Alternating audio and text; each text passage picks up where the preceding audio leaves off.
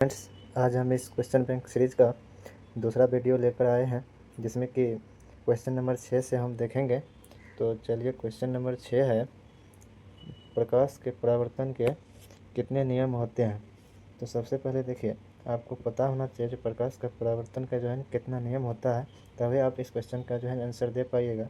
तो चलिए, हम एक छोटा सा जो है ना इसके कॉन्सेप्ट पर बात करते हैं, उसके बाद आप खुद इसका आंसर दे दीजिएगा। तो देखिए, सबसे पहले देखिए, एक ये लाइन होती है जिसके नीचे इस तरह से डैश डैश होता है, इसका नाम होता है परावर्तक सतह।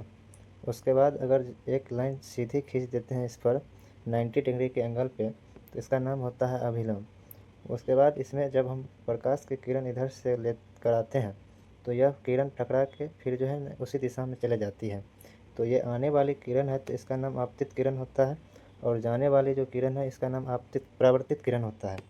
और यहाँ पर देखिए, इस दोनों से जो है ना, यहाँ पर आपतित किरण और अभिलंब के बीच कोण बन रहा है, तो इसका नाम होता है आपतन कोण। और इस अभिलंब और परावर्तित किरण के बीच जो कोण बन रहा है, इसका नाम होता है परावर्तन कोण। तो यह है प्रकाश के परावर्तन का टोटल व्यू। तो इससे जो है ना दो नियम निकल के आता है। एक नियम है जो आपतन कोण, जो ये है परावर्तन कोण के बराबर होता है हमेशा। और दूसरा नियम निकल के आता है, आपतित किरण, परावर्तित किरण और अभिलंब तीनों एक ही तल में स्थित होते हैं। यानी कहने का मतलब है, यह जो लाइन है, लाइन के उसी साइड तीनों है, इस साइड नहीं आया है, यानी एक ही तल में है।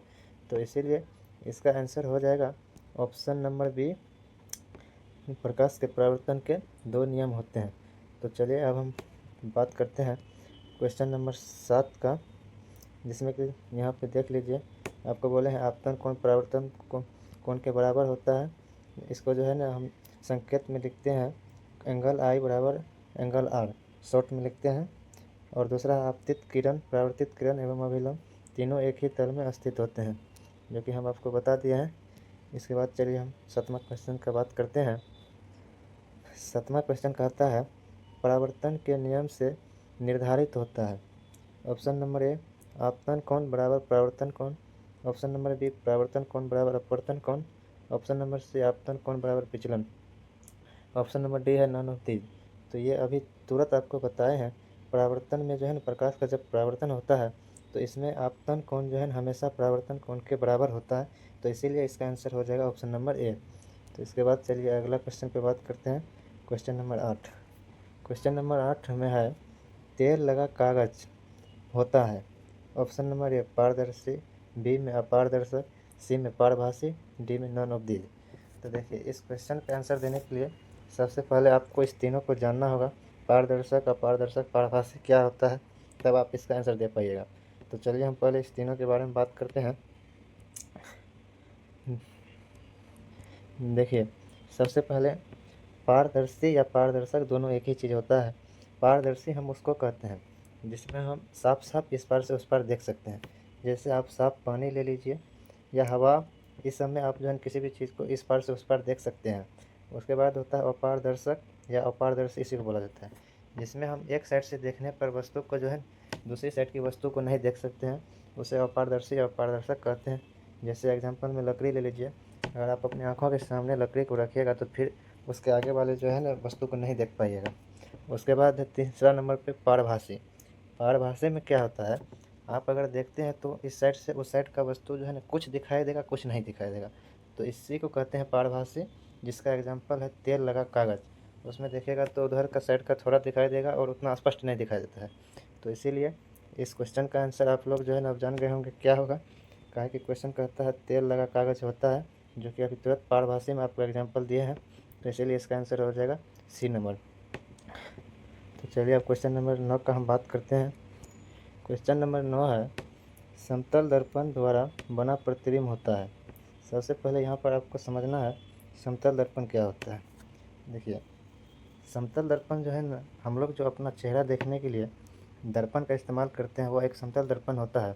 लेकिन अगर इसको किताबी भाषा में बोला जाएगा, कैसे दर्शाया जाता है, तो जैसे ही आप एक लाइन खींच दीजिएगा और इसके नीचे ऐसे ऐसे कर देते हैं, तो यह एक समतल दर्पण हो जाता है। इसमें होता है क्या, अगर कोई वस्तु को आप यहाँ पर रखते हैं, 5 सेंटीमीटर इसके बीच का दूरी है, तो इसका जो प्रतिबिंब बनेगा इसके पीछे बनता है, लेकिन जो है ना यह 5 सेंटीमीटर पे ही बनता है। और वस्तु का जितना लंबाई रहता है सेम उतना ही लंबाई का और हमेशा सीधा प्रतिबिंब बनता है। तो इसमें क्वेश्चन का कह रहा है, इसमें देखिए सबसे पहले 2 पॉइंट है, ये समझ लीजिए। यहाँ पर लिखा हुआ है इसमें प्रतिबिंब हमेशा आभासी सीधा, आभासी या काल्पनिक दोनों एक ही चीज़ होता है।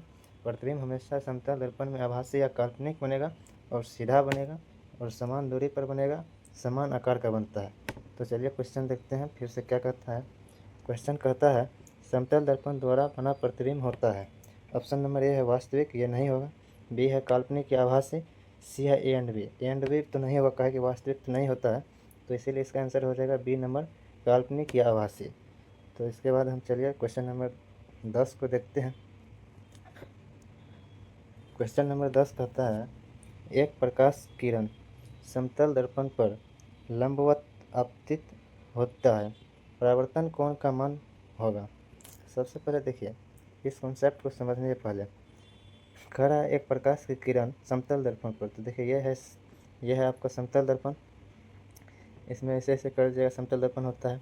इस पर अगर एक लंब डालते हैं इधर से, प्रकाश की किरण लंबवत रूप में आ रहा है, तो वह परावर्तित होने के बाद सीधा फिर जो है इसी दिशा में इधर निकल जाएगा।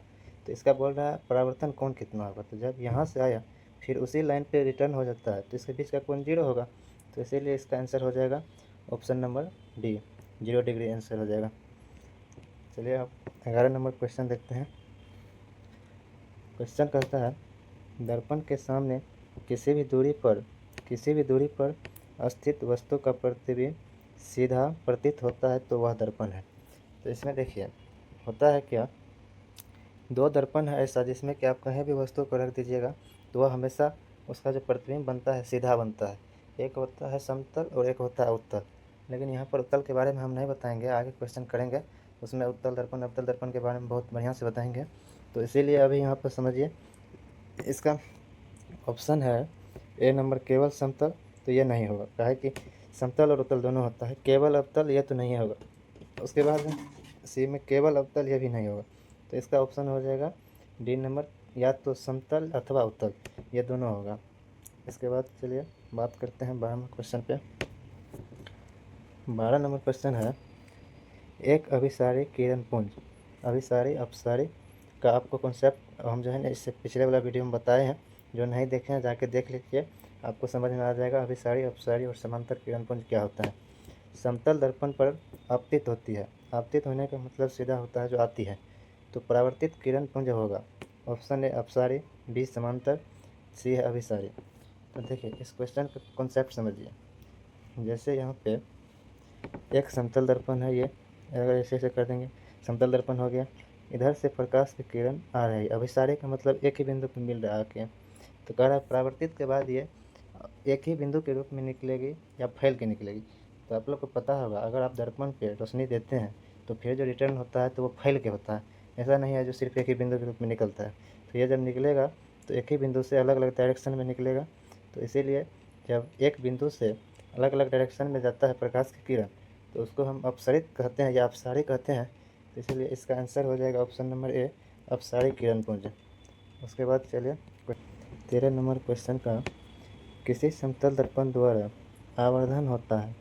सबसे पहले आपको समझा देते हैं यह आवर्धन क्या होता है। देखिए चाहे कोई भी दर्पण हो, चाहे वह समतल दर्पण हो, अवतल दर्पण हो, उत्तल दर्पण हो, उसका 2 ठो फार्मूला होता है। एक होता है माइनस भी बाई यू, यहाँ पे भी जो है यह प्रतिबिंब की दूरी होता है, यू वस्तु की दूरी होता है, और एक होता है प्रतिबिंब की ऊंचाई बटे वस्तु की ऊंचाई, जिसको शॉर्ट में लिखते हैं एच डैश बटे एच। तो इसको देखिए जैसे हम मान लिए यहाँ पे यह समतल दर्पण है, इसका जो है इसका यह प्रतिबिंब बन रहा है 5 सेंटीमीटर की दूरी पर और यह वस्तु भी है 5 सेंटीमीटर पर। तो इसको हम बता देते हैं यह दर्पण के इस साइड जितना भी चीज़ रहेगा, वस्तु जो है प्रतिबिंब बने हमेशा माइनस में होता है और इस साइड वाला हमेशा प्लस में होता है। तो चलिए बात करते हैं इस फार्मूला पे बैठा के आपको दिखाते हैं क्या आता है मान। देखिए जैसे प्रतिबिंब का दूरी 5 सेंटीमीटर है तो प्रतिबिंब तो समतल दर्पण में पीछे बनता है हमेशा, तो इसका मान हो जाएगा -5। अब इसके नीचे में हो जाएगा वस्तु का दूरी, तो वस्तु हमेशा दर्पण के इस साइड रहता है तो माइनस में ही होगा, तो ये भी हो जाएगा -5। तो जब माइनस माइनस प्लस हो जाएगा ये दोनों कट जाएगा तो मान आ जाएगा 1 और ये हो जाएगा प्लस में। तो इसीलिए समतल दर्पण का आवर्धन हमेशा +1 होगा और इसका आंसर हो जाएगा आपको ऑप्शन नंबर ए। इसी के साथ आज के वीडियो को यहाँ पे ख़त्म करते हैं।